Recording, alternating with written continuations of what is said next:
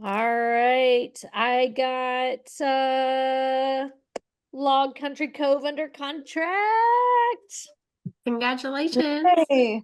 Yay. Thank you. Inspection was yesterday. It's a 15-day cash close. I love those $1 million buyers. I got cash Yay. laying around everywhere.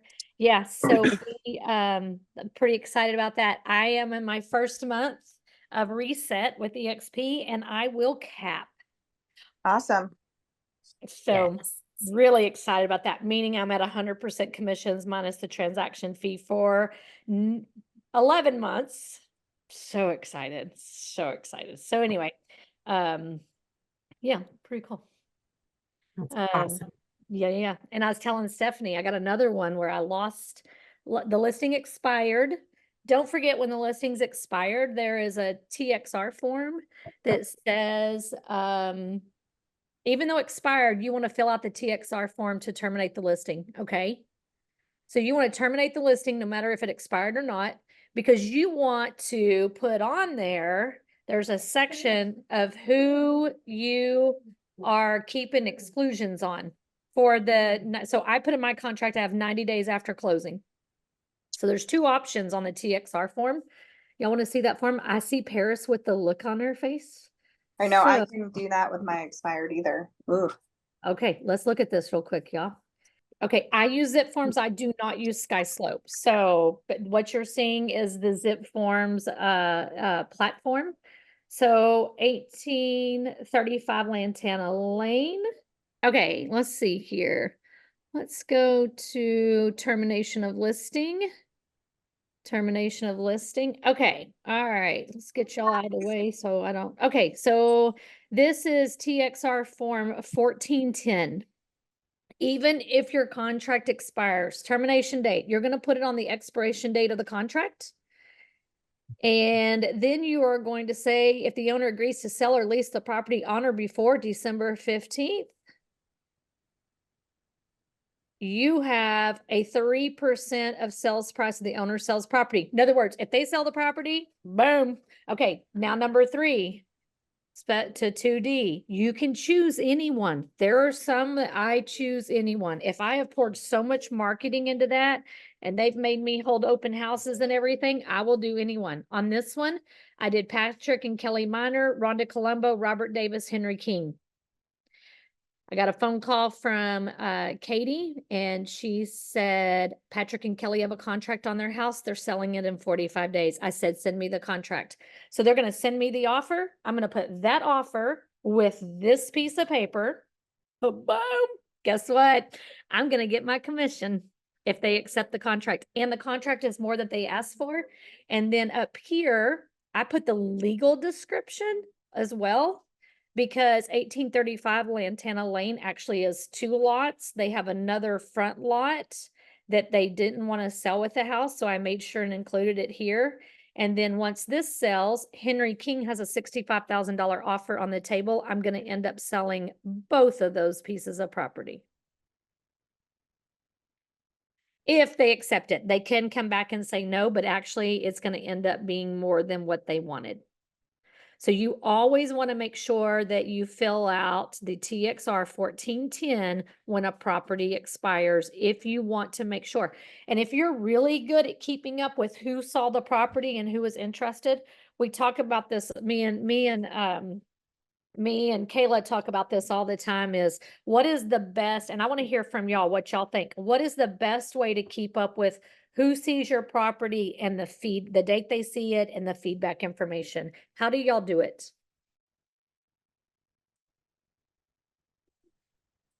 Repeat that one more time. When you have a listing, what system do you use to keep up with when it's being showed, who shows it, and what's the feedback on it? You mean like showing time? It could be. Okay, showing time's a good one. Do you use showing time? Is that how you go back and see I who's? do. Yes. Okay. What do you Oh. use, Stephanie? I have folders. Okay, what do you mean by that? Explain that to us.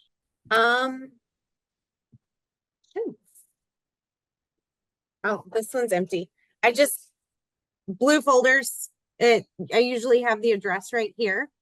Okay, And then I just write on the inside on the paper. okay. Okay, and what about you, Paris? How do you keep up with it? Broker Bay. What is that? Talk to me. Broker Bay is just another version of Showing Time. Okay, is it Just for a different y'all company. area? Mm-hmm. Okay, It's another thing that they added and it's aggravating because now there's both of those. So if you have like a whole list of properties, this is for buyers, but if you have a whole list of properties to see and one of us uses Showing Time, one of us uses Broker Bay, one of us uses another one, it's like it's not all in the same. I don't know. Right. It's just that another makes thing. sense. Well, I know in our area, a lot of us have quit using Showing Time for a couple reasons. A, Zillow owns it. Yeah, yeah. B, the other part is they're not doing text messaging anymore to let the listing agent know there's a request for the showing. Really? Yes, so we had to take it completely off. I had to take it completely off all of my listings because on Saturdays and Sundays, I was getting email requests. Well, I'm not watching my emails on Saturday and Sunday. And then they were getting the agents, when they would call and go, did you not see my request? And I'm like, well, I'm not working my email right now. I'm so sorry. And then it ended up that because of where we live, they're only here for the weekend, so we were losing showings. And then Oh. Super is our key box system for our area, and Super can also keep who sees it, but the problem is if you don't have your account set up correctly, it doesn't give that information either. So I'm thinking about starting a Google Share Google Sheets that I share with the seller to where I put that information in there in the feedback because my sellers are asking me questions and I don't even have feedback information yet. And it's not, and honestly, the truth is a lot of times it's because I haven't asked for it yet, but I mean, they're faster than I am. So maybe that's something I can keep up. But the reason why you want to keep it up is for this section 3B right here. If you have somebody that was really interested in the property or they needed to sell their house first, you want to put a list of all of those people in here. Because within those 90 days, if they come back and it is sold to them, you can go after that commission. So are you Does that- putting the agent or the actual buyers? so in this situation, I knew the buyers, you can put the agent.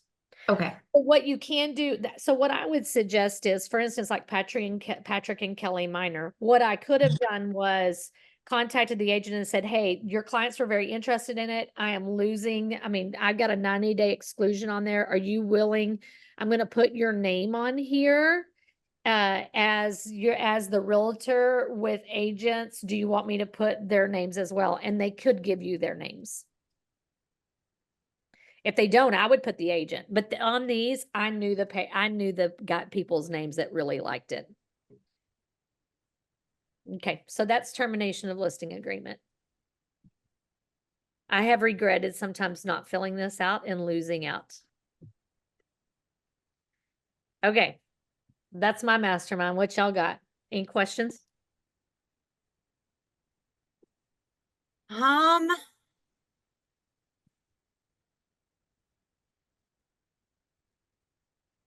Yeah. I'll just throw out a scenario that I went through yesterday. On the farm and ranch contract, at the bottom of it, it says upon closing of the sale by seller to buyer of the property described in the contract to which this fee agreement is attached, seller will pay listing principal broker a fee of 3% of the total sales price, and seller will pay other broker 3%. So what happened was we have this executed contract, and during their option period, the buyers came in and said, hey, we want to buy this tractor and all of this stuff and roll it in. You know, we're going to finance a small portion of this property. And you know, my seller was good with that. That's what the buyer needs to get the loan. and he just didn't want to pay agent compensation. So kind of scratched our heads for a second, and then we can just do an amendment, y'all. Whenever we do that amendment, we can just add on the amendment, use the same verbiage off of the contract. So we're not changing anything other than, hey, the seller is going to pay this much money, not include, not including a percentage, and use just that flat rate instead. Yep. That's good. It's real good. Amendments, work for everything. Just make sure you put the paragraph and the verbiage, and then it's changing too. You just always have to reference the contract, what type of contract, and the paragraph. Good job. Anybody got any questions about that? No, Okay. I was scratching my head for a second, and I called Tammy and I was like, I'm doing this right? You'll hear a lot of agents. I've had agents call and say, hey, they're wanting to give 25,000 towards repairs, 25,000 in credit in lieu of repairs, and it's a cash offer. So what are you gonna do? You put the 25,000 on the sales price, right? I think that's what you do. It's cash offer. There's not 25,000 in closing costs. And I have had agents say, I have worked my butt off on this and I am not reducing my commission. How y'all feel about that? Be honest. Not everybody speak at once. Y'all, I did work my butt off on this one. I did work my butt off on this one. And it's what my seller needs it. It's what gets the deal done. Okay. It's what gets the deal done. I have put in the hours that I have put in on this transaction are bananas, but he doesn't feel like he should have to pay compensation on things. Okay. Good job. Okay. So I'm with him. Like it's okay. He doesn't feel like it's fair. My client, you know what I mean? Yes, Yeah. I did work my butt off. It did. But it's what he feels is right. And I agree with him. It's what's right.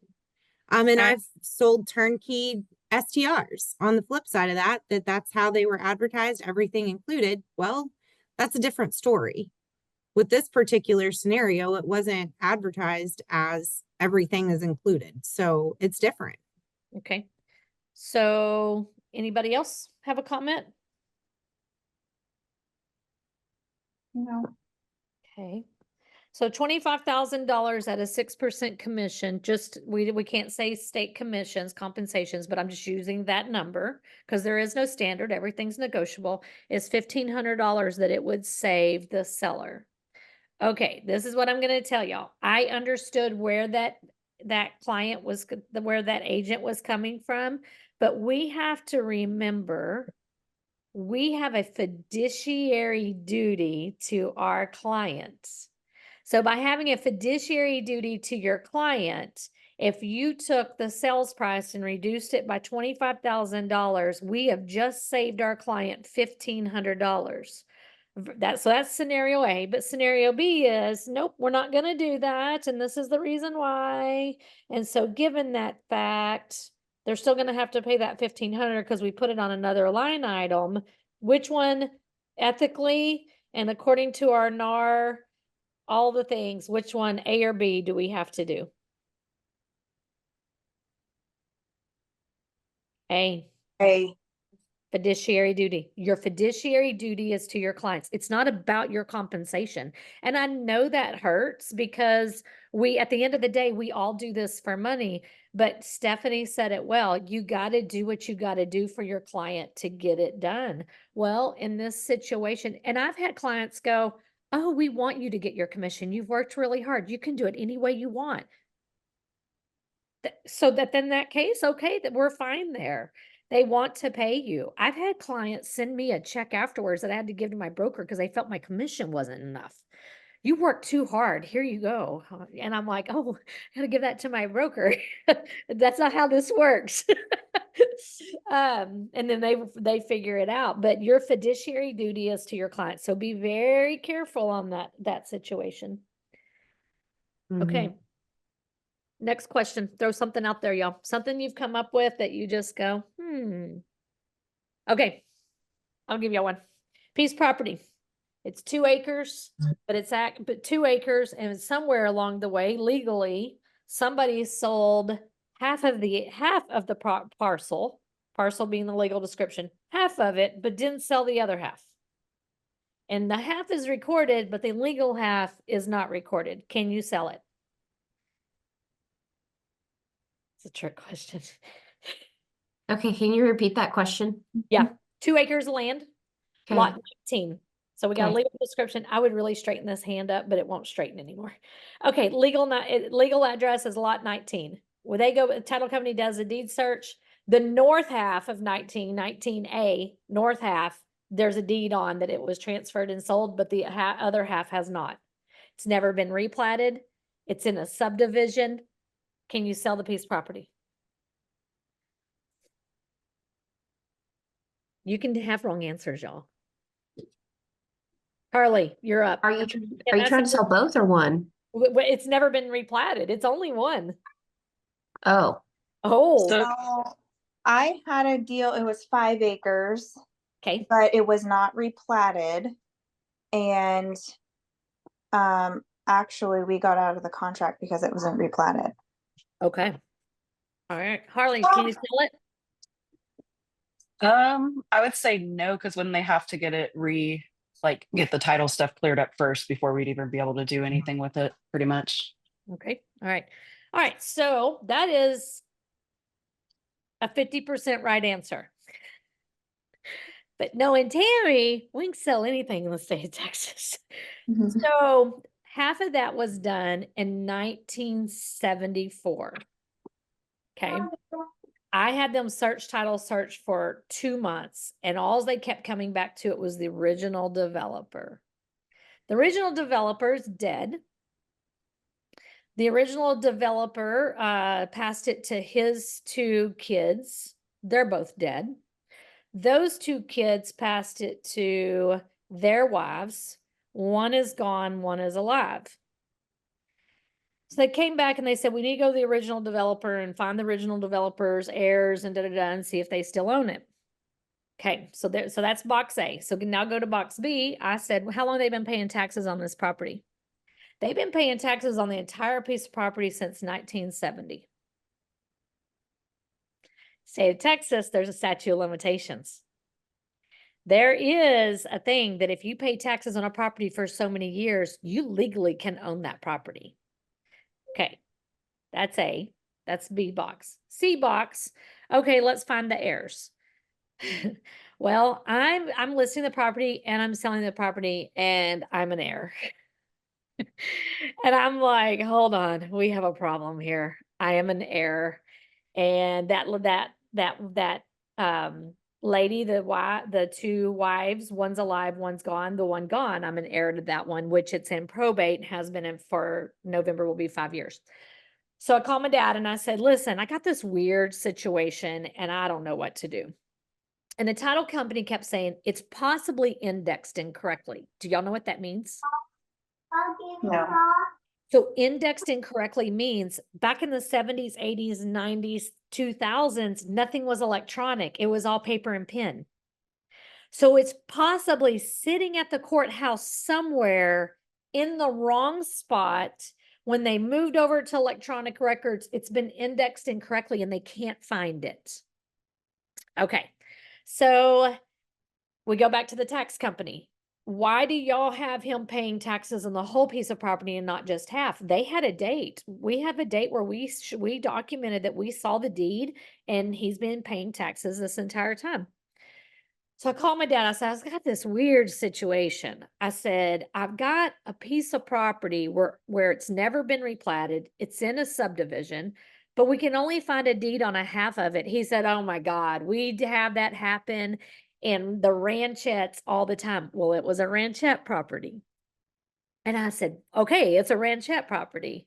And he said, apparently they would get it and sometimes they would sell off half of it and sell off the other half, and when it wouldn't be either recorded, they never take the deed to the title to the courthouse, or they're indexed incorrectly. And the two people in the county that are really good at finding that stuff, that's your mom, she's gone, and then Doris has dementia. So there's nobody, they can't find anymore that's really good at diving deep. Because they've been in those files for so many years, they kind of know how to do it. Like they know where to go, you know? And I'm like, do we own this property? And he's like, we don't own that property. We have not owned that property. That is nowhere that, and as long as your mama's been in this, which was the early 80s, it's never been on our rolls. Okay. Okay. So I go back to the title company and I say, let me ask you a question. Can we do a quick claim deed on that half and y'all do a title policy on the other half? Oh yeah, all day long. So I called the buyer and I said, this is where we're at. Tell the whole story. Well, his wife is an attorney. She calls me back. Okay. And she's like asking all kinds of questions. And I go through the whole thing. And I'm like, the heirs do not own this property. However, if you want the heirs involved in this, they're going to take this property. They just are. They have every legal right to. There's nothing at the courthouse. And because then now it comes to the heirs can take the property, or the listing agent or the seller has to go in and do what's called a quiet claim through the courts, saying we've paid taxes for this many years. It's not quick, it's quiet, and he can get it. And so I just told her, I said, the heirs don't even know, they don't even know this property exists. There's 295 pieces of property. This one is not on the radar. They're never going to know it's on the radar. But if you want them involved, they're not going to give it to you. They're just going to take it away and this deal's dead. And she's like, okay. I was like, legally, a quit claim deed can go from the seller to the buyer. Now, under the quit claim deed, it does not have insurance of title insurance doesn't exist. And if anybody wants to come in and go, wait, that's my property, they can claim it back if they can prove they owned it. She said, well, I deal with probates all the time. That I'm a probate attorney. She said, all right, let me think about this. They came back 2 days later and said, you know what? We're completely good with this based on everything you've said. And we did an affidavit from the seller stating he had been paying property taxes on the property since 1974 for the whole piece. And that had never been replatted, none of that stuff. And so actually we closed on the property. It's done. So Stephanie, in your situation, 5 acres. Now, understand there's something I said here that is that you have to, that's a little different. An abstract is different than a subdivision. I'm sorry. Okay. It was 10 acres, but 10 they were acres. selling 5 acres of it. But when they pulled title, it was 10 acres.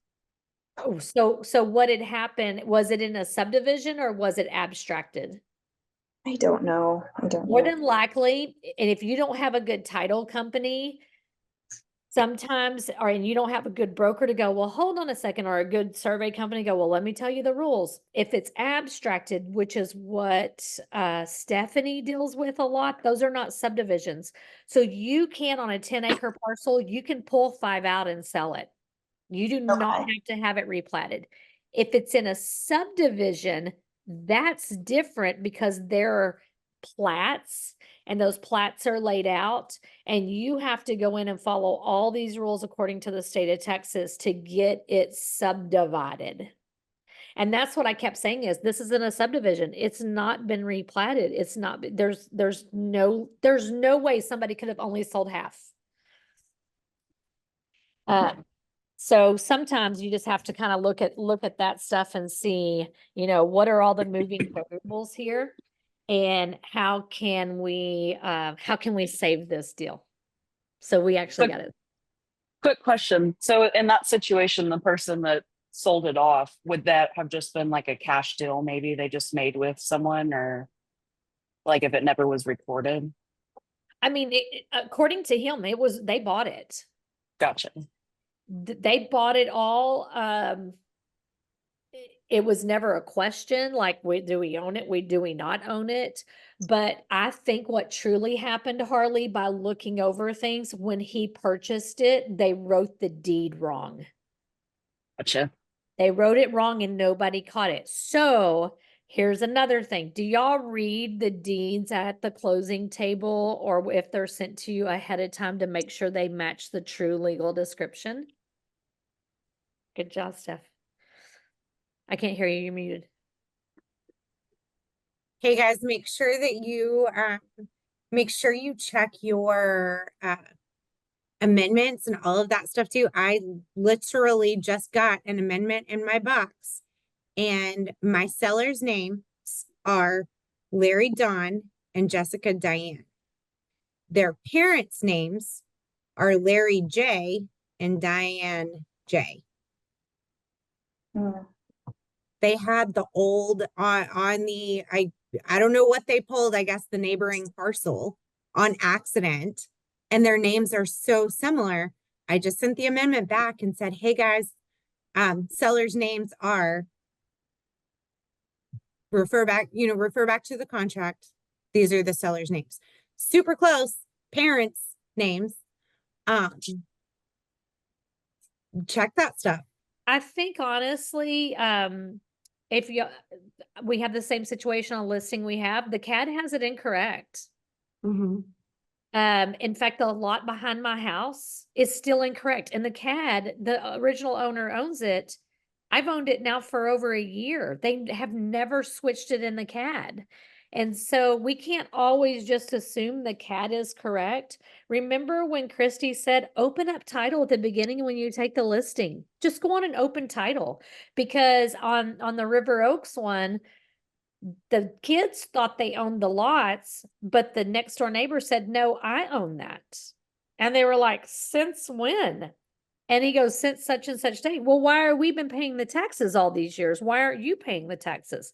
And his response was, well, they never sent me the paperwork. Well, why didn't you go get the paperwork done? And so on the CAD, and I have had everybody come back to me, the CAD says this. And then so I sent it all to Christy and I was like, hey, can you run full-blown title search on this ahead of time? Because there's a question about whether the neighbor owns this piece of property or not, even on the CAD. And sure enough, he owned it. It was filed at the courthouse and everything. So if I would have gone according to the CAD, I would have sold his piece of property with the house. Who's going to get in trouble for that? Me. What's going to end up happening is it's going to end up when the title policy comes back. Hey, by the way, lot 234 truly is not owned by the seller. And then I have to go back to the buyer and say, it was our error. The CAD says this, the family didn't know, the dad passed away. They can sue. In fact, to get out of the contract as well, so, or come in and get out of the contract and want a much lower price where that lot may only be worth 25,000. Now they want 100,000 off. You know what I mean? So don't always just assume your CADs are correct. I find a lot of times the contracts when I get, if their names of the owners are incorrect, all that stuff's incorrect. They didn't pull from the CAD or the MLS that you had. They went in and pulled a CRS or Realist, and Realist has never updated. It takes Realist and CRS forever to update. We see it a lot in our area, Harley, on the ones that don't have access to our MLS. So they just pull Realist from there and they just start writing contracts and it's not correct. Well, I even noticed like when I was trying to do some prospecting and stuff that it's like certain systems, when you look it up, it's got like a previous owner's name or like an heir's name or something that it changed. And because I had one that like came back that it was like, addressed incorrectly.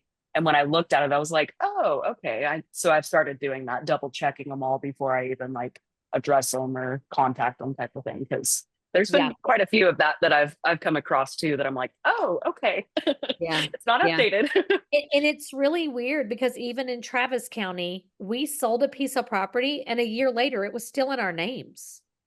And I was like, whoa, we've already sold this. Well, we only do them in October. That's what they told us. We only do them in October. So they were sending out the new tax rates, the tax bill, they were sending it out to us but we didn't own the property anymore. And we had sold it like in March or whatever. Now we're in, now, so it didn't make any sense. It did not give the ability for the new people that bought it to protest those taxes. And I spent hours on the phone trying to correct this when was told over and over, we don't know what to do about it. No, y'all are doing this on purpose. I highly recommend that you look into Texas Land Brokers, the Texas Alliance of Land Brokers. Their dues are $150 annually. If you're Tammy, you're a veteran, so it's $100 annually. We're in the last quarter of the year, so if you're looking at joining, their dues aren't due until next year, so it'll be a prorated $37.50, $25 if you're a veteran. They have a meeting tomorrow in San Antonio that I'm going to attend, and then also I think the really cool thing is they have really neat training opportunities with Dr. Charles Porter often there, and they have one at the end in Fredericksburg at the end of, let me see if I can pull it up, at the end of November that I'm going. It's kind of high, but it's like an 8-hour class and they go through everything farm and ranch. So if you are looking at That's awesome. getting into farm and ranch and that's something that you want to be a part of, you gals let me know. I have a B&B the night before because it's an all-day class. I know that some of you guys come in from far away. Come spend the night, have a girl party. Texas Land Broker? It's Texas Alliance of Land Brokers, and I will it's basically like its own little MLS too. I've heard about this. And I'm gonna drop the link in here, Tammy, for real. Oh, I'm this pulling is it up. where I was trying to tell that lady the other day that they have the classes at. Yes. This is it. This is it. So education, it is the Farm and Ranch, where is it? Farm and Ranch Practice and Legislative Outlook for 2025. It's on Wednesday, November 20th. It is an all day. It's Dr. Charles Porter, it's attorney Jason Hill. And let's see what all it goes over. Most current issues in farm and ranch brokerage practices in preparation for the 2025 marketplace, farm and ranch contracts, challenges of changing farm and ranch market, federal, state, and local revisions in water rights, with drought conditions, region by region analysis, taxation and license holders' role in support client dealings with central appraisal districts. It's from 8:30 to 5:30 on Wednesday, November 20th. They are providing breakfast and lunch.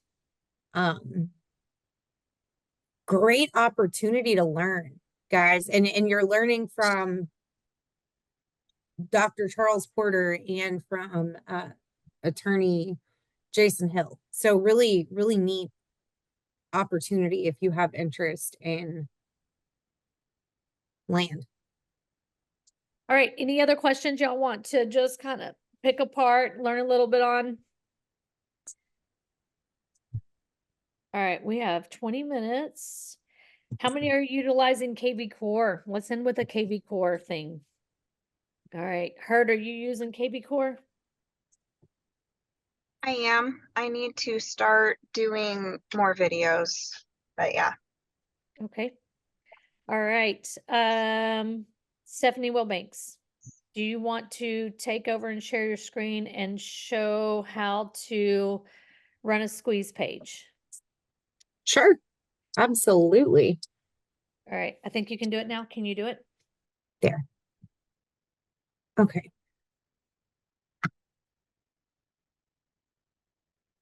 And then I'm going to move you guys over here. and this over here.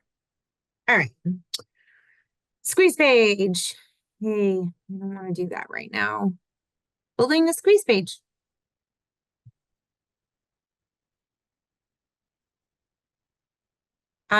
Okay, so if you want your squeeze page to have a whole bunch of properties on it, let's say, let's go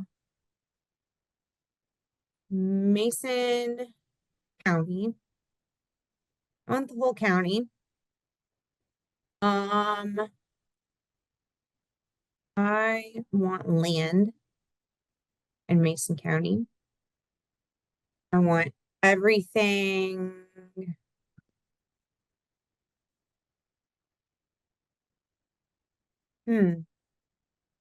Go over $1 million or under $1 million. And everything over 100 acres. Okay. Generate link. There we go. So I can make a social media post and share that link, and this is where it's going to take us. Nothing. There's nothing under $1 million and over.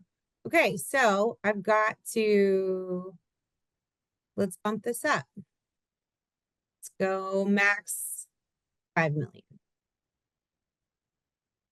Made a new link. Always test your links. You want 100 acres? Post them. Yep, 100 acres, under $5 million in Mason County. There we go. There we go. So this gives you a tool to share on your socials. And it's super fast and super easy. And this right here is a smoking good deal if anybody's looking for land. Smoking good deal. It is. I can't believe it's still on the market. So you can just take that link and you can also put it in your social media, right? Did you choose a picture? I didn't. Okay.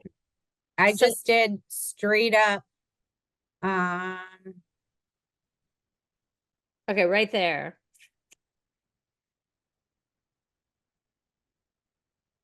I would always choose from your agency, to be honest, because you Right. really should not be using pictures from other agencies, even though they agree to IDX. Some of Yeah. those agents don't understand that, so I would do it that way. I agree. Yeah. I've tried to do that with, because I've been doing a lot of those on my I page noticed. recently. Yeah. And that's what I've been trying to do, is try to keep them within, as far as like the agency. So Okay, I want to Guys- show you something. Stephanie, right there where it says property views allowed before registration too, click Mhm. that on real quick. Okay, do you see that number 1 immediate? They will tell you to choose that. Do not choose that. Do not. And I will tell you why. When I click on somebody's link and they want me to register immediately, I back Right. out. Yeah. In fact, I think I choose mine at 3. I don't even do 2. I let them see 3 properties before they register, because by the time they've seen the 3rd property, they've committed, they're in. Yeah. I don't want people in my kVCore, in my dashboard, that I'm gonna call, that first is gonna give me inaccurate information, or they're gonna be pissed and say they never did it anyway because they were drunk. I get drunk Right. shoppers all the time. So I always choose 3. I mean, that's me personally. Y'all can Right. do it however you want. And guys, these are really good. I mean, I think the cool thing about that is once you make these links, they change, like it changes. So if you come back in 6 months and use the same link, it's not giving you the properties from 6 months ago. It's going to be updated in real time. And so I think the really incredible thing about this is you can do multiple, like you can do lake houses under 3 million. You can do, Right. large farm and ranch. You can do ranchette properties, 10 to 30 acres, under $1 million. You know what I mean? There's so many different things. And you can make a whole bunch of these links and have literally different, be sharing one of these squeeze pages constantly. That's different. It's great lead gen. That's what I've started trying to do is like I have a whole variety of them like that, like Good. for Burnett or for like Marble Mhm. Falls or like the different towns. And then I did a few that are like for single properties that I think there was one that was like a condo, like in Meadow Lake. So it was like a perfect Right. one to do like a golf kind of like post. So I've been trying to do Right. that too, just because like you said, there's all the variety in there. So I've actually gotten a few people through that so far. I've gotten, I think, like 2 or 3 people that I didn't Good. already have. So it's Okay, been so effective. so based on that, did you already have Shannon Pyatt set up your stuff? Not yet. I was Okay. actually doing that today. That was on my list of to-dos for today. Okay, Stephanie, if you have nothing else to show, I want to show my screen. Something else, keep Okay. in mind, you can also do horse properties. Paris, this would be something good for you, especially if you're not far from Decatur and NRS world. If they're having a rodeo up there or any kind of roping or breakaway or anything that weekend, I would be making one of these with horse properties. Or North Texas horse properties available. And I say that because when we get in the car and we go to Hamilton every month, we go to Hamilton, you know what I'm doing? Oh my gosh, the grass is so green here. Ah, look at the diversity of the topography. I would love to live here. And I'm looking. So that's another great option too. So I want to show Hello. y'all the flip side of why I asked you, Harley, if you have set up your stuff. Okay, so this is my dashboard. Okay, so this is my dashboard. So an hour ago, DP Richards 26 viewed this property one time on his computer. He viewed Bonnie Cove one time on his computer. Sandra sent me a text message. Betty Joe yesterday, 15 hours, viewed this one. She's not my client, she's Courtney's client. Sandra Wheeler visited, look at all these properties. She visited this one 4 times. 4 times. She visited this one 3 times. This one 1. Sandra's visiting a whole bunch. So she sent me a message. Plus, see all this, Sandra Wheeler? Okay, let's click on Sandra. What's nice is she's an active lead, right? So she first came into the system on October 9th. They ran a rule. They couldn't find any rules. They assigned her to us. Validation, excellent. She's 59 years old. She's a female from Kingsland, Texas. Here's her email address. Immediately, because my system liked her as excellent, they moved her to an actual buyer lead, and they set up a campaign called New Lead Buyer Custom. So Shannon Pyatt sets up your campaigns for you. So the campaign under New Lead Buyer automatically was assigned to her. She immediately, this was on the 9th at 8:30, at 2:47 on October 10th, within less than 24 hours, she got a text message. Thanks for your inquiry on our website. Our team is currently gathering some information to help you with your real estate needs. Would you prefer that we send it to you in a text or give you a phone call? Also has in here, stop to unsubscribe. Then it sent her an email. She didn't open it. She didn't open it. So it starts sending her emails of properties that fit what she's looked at, right? Then she started opening properties. She sent an email. My system is doing all the talking for me, guys. I don't have to do anything. Hi, Sandra. I've got some free time in my calendar this weekend. If you want to meet up and tour 2 to 3 homes, let me know. She viewed it. She didn't respond.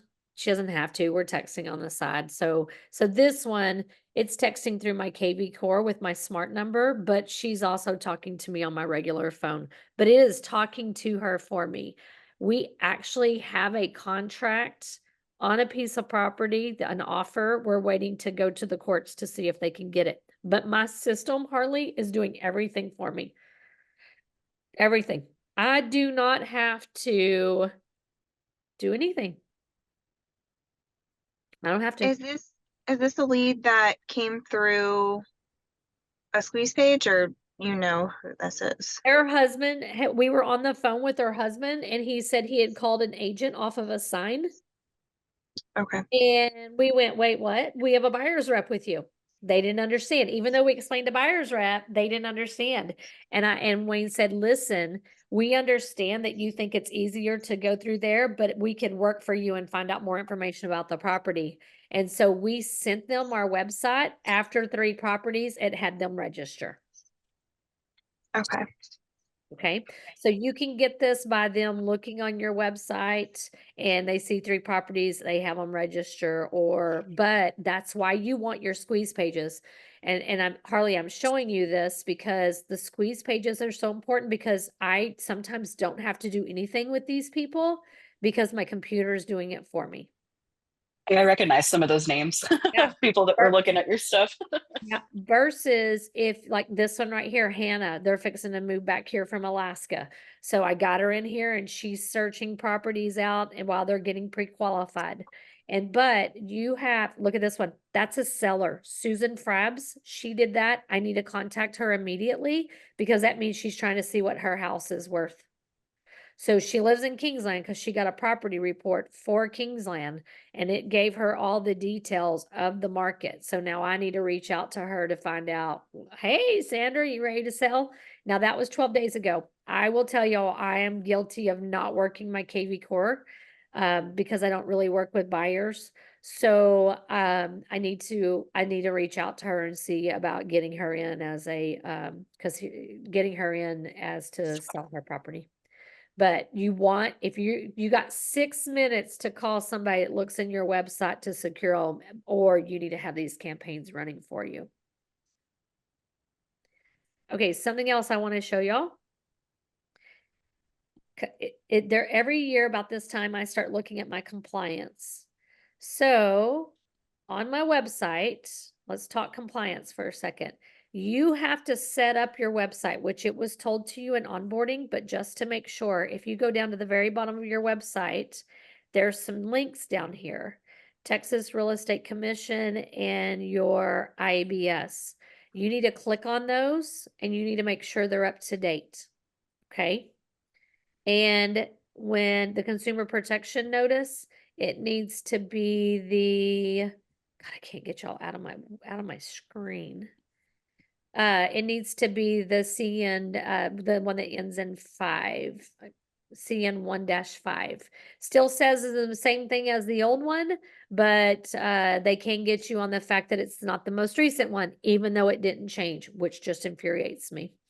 Now, how do you do that? So you're going to go over here to Website Manager in kVCore, and you're going to edit settings. Once you edit settings, you're going to hit compliance over here. When you hit compliance, there's 2 things: to upload your IABS and to upload your other document that is required for TREC, your CNB.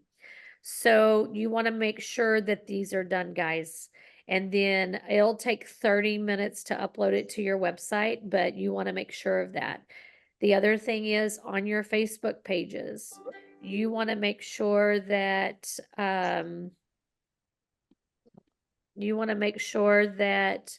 it is the rule is 1 click. 1 click gets you straight to it, right? So under featured, I have both of those as 2 pictures back to back, and it's put under featured. If you're on Instagram, there's 2 ways to do this. So under Instagram, I put it under highlights. So each one has its own highlight. Bum, bum, bum. See right here, consumer protection, IABS, I have it under highlights. Because if I have it in my link tree, So if you go to my link tree, the problem is it has to be one click. That's 2 clicks. There's a click, there's a click. So I'm not following the compliance issues under my link tree. So I put it right here. So it's right there. Same thing for, you saw what my Facebook was. It's under featured. It's right here. Okay. Anybody got any questions about that? Okay. If you get in trouble for your advertising, the first thing they're going to do is they are going to go to that first to double check. Every once in a while, we're going to throw these masterminds out where it's just free reign. We just talk about whatever. We also, me and Stephanie talking about, we're going to add a kVCore snippet at the end because this question came up. There's an agent in her downline that's looking for a team, but he has a full-time job. And my question was, why? He wants leads. Guys, your kVCore, if you work it correctly, every day, if you do one thing that takes an average of 3 minutes, one time a day, and if it is set up correctly with campaigns and stuff, there is your leads. There is your leads. And everybody you talk to, you should be sharing your website with them because that gets them, after so many searches, they have to give their information. You got a lead. So why would you give 50% of your income to a team member just to get leads? When you can do I it was- on your own. You can. I was going to say, I was But- actually talking to another agent the other day that was a client of Nathan's that he just joined EXP like a month and a half ago. And that was his like thinking. He's like, I joined a team so that way I could just automatically get leads. But he's like, I'm not making hardly Lead. anything off of it. And I'm like, And well, I here's- haven't had anything, come through. But when I do, I know that I'm going to get it all. And it's not going to go to the other partner that, is basically Yeah. handing me the work. So Here's the other thing that I think it is really, really, really difficult for new agents to understand. The work that I do today does not pay off for 6 months. So when I didn't do anything 6 months ago and now I'm slow, it's on me. It's because 6 months ago I took 2 weeks off. And I think it's really, really hard. I think it's really hard, just to keep it in your mind that you have to get up and you have to hustle every day and you have to have that self-discipline to do this. You can't work today and have a contract tomorrow. I mean, sometimes you can. Sometimes you just hit the lucky clover button and it works out like that. But guys, the work that you put in today doesn't pay out for a while. So if you get up every day and you do 2 hours of lead gen every single day, in 6 months, you will be closing things, period. But Okay. you have to do it. Okay, so I want to show y'all this. This is my business page, right? There are days that my creative juices flow very, very, very well. And there are days that I can't even complete a sentence. So if you go into your business suite under planner, you can plan out your whole month. And if you have no content, you have no listings, you can do squeeze pages and plan out every one of these days. So if I'm sitting right here and I need to market something, where's my thing? Okay. And I want to do a squeeze page. And today I want to choose Kingsland. I'm going to show you how fast this is because when I hear people say, I just can't get around to it, I'm like, what are you doing? Like, what are you doing really? Because I don't understand. And I don't even I want to put a minimum price range. I want the max to be 300,000. Okay. I was gonna say, Tammy, that's pretty much what I've been doing on mine. Like I take time like Sunday and I sit down for like an hour and I at least set up like some squeeze pages throughout the week. Or like Yeah. you said, I might do like a couple of little Canva things or something. And then there's times like throughout the week, if I do have time, then I'm like, okay, well, I'll just add, you know, some extra ones, or I'll share like some of your listings or Ashley's or that. So Yeah, so there, I just built my squeeze page. I'm gonna go here. I'm going to get all these bars out of the way. I want to schedule a post. Da-da-da-da. And I used to do that too while I was watching football. Of course, I want to show y'all this, and everything's running super, super slow all of a sudden now. So then I'm going to schedule this based on that and drop it on that day. So if I do this every day, like if I do this on Sunday for the whole, y'all just saw that took literally from start to finish. It's going to give me my picture. It's going to give me everything. I just got to come up with the verbiage, and my verbiage is going to be, are you wondering what homes are available in Kingsland, Texas under 300,000? Well, if I'm not shopping the 300,000, if I'm shopping more than 700,000, I'm not going to click on that. So if I take one full week and every day I do a different price range, under 300, 301 to under 500. The next day, 501 to 700. Sooner or later, I'm going to hit somebody somewhere. Right. And I can go in and fill my face. Y'all will notice, you will never hardly see on my business page ever, do you know what a title policy is? Do you know what this is? I don't care if they know or don't know. Not being ugly. I will teach them when I get them under contract. I teach them through my buyer's guides or my seller's guides. I want to push out info that has to do with, hey, are you looking for land? Here's 10 acres or more, 10 to 100 acres in Llano County. Check out these listings. I want to get them into my kVCore, then let my kVCore do the work for me. Does that make sense?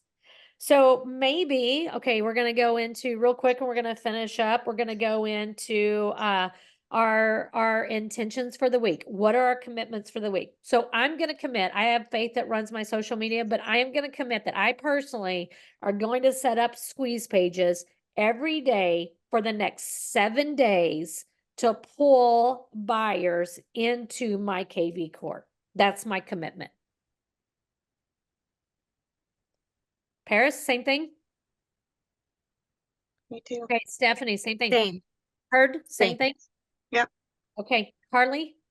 same thing, but I'm also going to add getting my stuff set up with Shannon to my commitment list. So Perfect, because I think you just learned, when you learned the key part here. You can put them into your kVCore all day long, but if that kVCore is not working for you, then you have to physically do the work.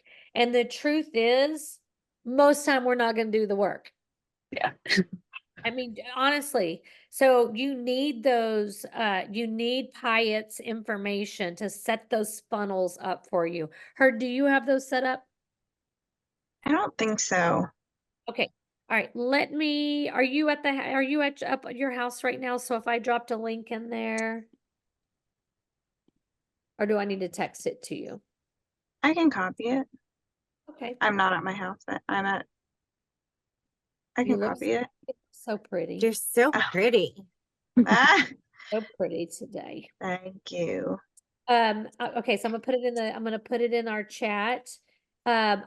This guy right here, there's different ones, there's like 4 different ones you can choose for on pricing. He will put you in a boot camp that you can watch the videos on your own. They're 10 to 15 minutes each. They teach you everything about marketing kVCore. They are a must.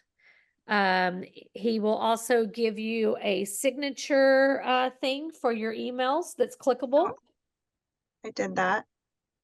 He will also give you he will set your whole website up for you. So I think it's just the funnels. So maybe it's just Stephanie, did you help me do some? I can't I remember. taught you funnels. Yeah, I taught know you how to do funnels. funnels. It's your templates. Okay. It's setting up your email templates so that you're following up with, and you would probably, because you have a lot of that stuff already done stuff, you might need like the smallest package where he goes in and just sets up your templates so that you have follow up with clients. So Okay. I did the middle one, the best deal. I did not need the one-on-one coaching because we do it ourselves. I did the 247, and actually it's a whole lot, there's a whole lot more information he's giving now than he used to give. So that's the one I did. Sometimes, just FYI, if you signed up for it and he hasn't completed, you just need to remind them, hey, I purchased this, but I'm not seeing my deliverables. Can you help me here? Okay. So you might go back and just double check and see if you paid. All right.